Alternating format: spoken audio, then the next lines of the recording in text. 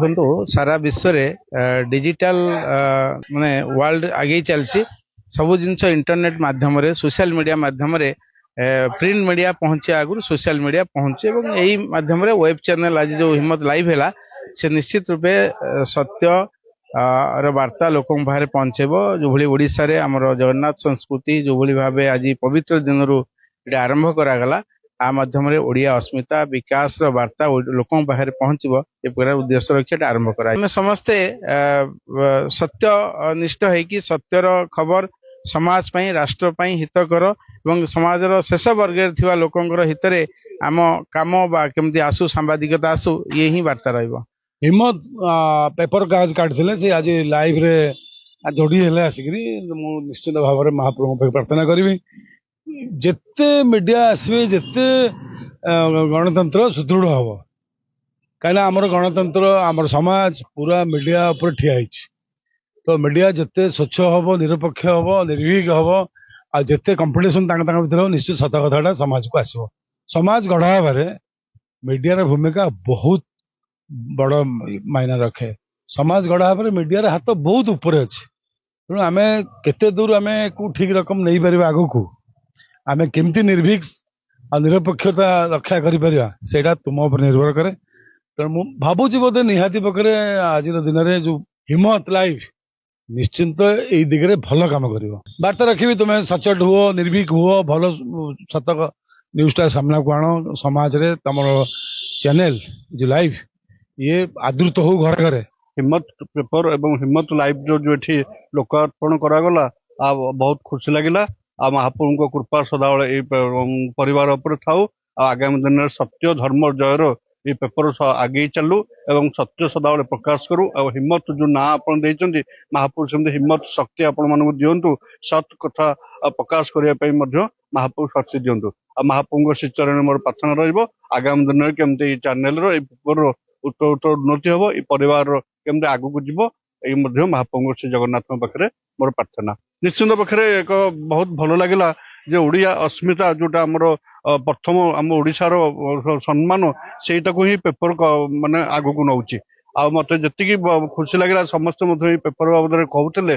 जोटा सब खुशी लगे जे सत्य प्रकाश करवा एवं ओडिया अस्मिता को आगे नापी पेपर जो उद्देश्य अच्छी महाप्रभु सफल करते। देखो आज सब आमर एटा डिजिटल जुग हो गला डिजिटल जुगरे आमर समस्ते डिजिटल जी लोक न्यूज चैनल को देखुना कि टीवी देखुना समस्ते सोशल मीडिया एक्टिव अच्छा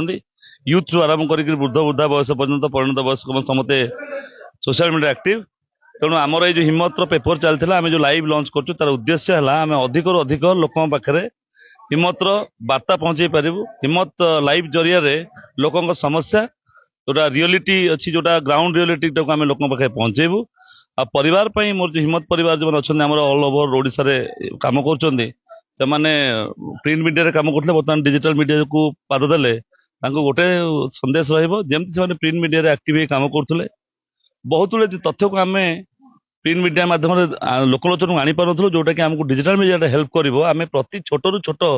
समस्या छोट रु छोट तथ्य अनुसंधान करी लोक पाखे सत्य को पहुंचेबा आ समस्ते निर्भीक निस्वार्थपर ही काम करवा। आ जहाँ भी स्टेट रे जहाँ जहाँ समस्या लोकों रोचे जोटा लोकों डेवलपमेंट काम कर आम से स्तर तल स्तर गरीब स्तर जो निम्न वर्ग लोक अच्छा आम साहाय्य सहयोग आम हिम्मत लाइव माध्यम जोगेदवा और समाजर किछिटा समस्या जोटा रोचे जोटा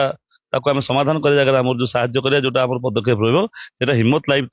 माध्यम रही मु स्टेट हेड हिसाब से यह वार्ता देवी आपण मैंने जो मैंने आम परिवार सदस्य रहे से आगे चलतु आमर राज्य तरफ आज स्टेट हेड और समस्त प्रकार आम सहयोग रही आम हिम्मत लाइव को ओडिशार नंबर 1 लाइव चैनल करने चेष्टा करवा करके देखा आगामी 5 वर्ष भर। आज बड़ भाग्यर दिन बहुत खुशीर दिन आमर यहाँ हिम्मत लाइव आमर गोटे अनेक दिन भावना था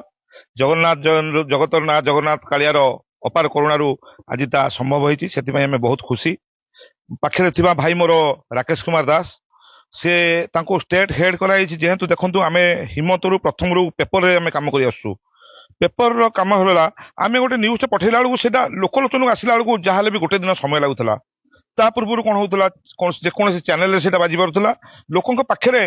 ଲାଇଭ୍ ଚ୍ୟାନେଲ କିମ୍ବା ଟିଭି ଚ୍ୟାନେଲ ପାଖରେ ସେଟା ଜଲ୍ଦି ପହଞ୍ଚି ପାରୁଥିଲା। ଆମ ସମସ୍ତଙ୍କର ଗୋଟିଏ ଚିନ୍ତାଧାରା ଆମେ କଲୁ ଯେ ସମସ୍ତଙ୍କ ଖବର ଯେମିତି ଲୋକଙ୍କ ପାଖରେ ହଠାତ୍ ପହଞ୍ଚୁଛି, ଆମେ ବି ଏମିତି କିଛି କରିବା ଯେମିତି ଲୋକଙ୍କ ପାଖରେ ସେ ଖବର ହଠାତ୍ ପହଞ୍ଚି ପାରିବ। ସେଥିପାଇଁ ଆମେ ସମସ୍ତଙ୍କ ପ୍ରୟାସରେ ଆମର କମଳାକାନ୍ତ ଦାସ, ଉମାକାନ୍ତ ପଟ୍ଟନାୟକ ଏମାନଙ୍କର ପରାମର୍ଶ କ୍ରମେ ଆମେ ହିମ୍ମତ ଲାଇଭ୍ ଚ୍ୟାନେଲ ଓପନିଂ କରିବା ପାଇଁ ପ୍ରସ୍ତୁତ ହେଲୁ। ଆମର ଲାଇଭ୍ ଚ୍ୟାନେଲର ମୁଖ୍ୟ ଲକ୍ଷ୍ୟ ହେଲା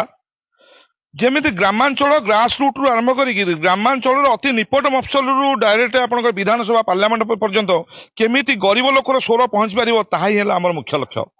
ସେଇ ଲକ୍ଷ୍ୟ ନେଇ ରାକେଶ ଭାଇଙ୍କୁ ଆମେ ଦାୟିତ୍ୱ ଦେଇ ଆମେ ବି ସମସ୍ତେ ସହଯୋଗ କରି କେମିତି ଆଗକୁ ବଢିବୁ, ସେଇଥିପାଇଁ କାଳିଆ ସାହାନ୍ତ ଆମକୁ ଶକ୍ତି ଆଉ ସାମର୍ଥ୍ୟ ଦିଅନ୍ତୁ। ଆଉ ଆମ ହିମ୍ମତ ଲାଇଭ୍ ଏମିତି ସାରା ଜୀବନ ଆପଣଙ୍କ ସେବାରେ ଲାଗି ରହିଥାଉ।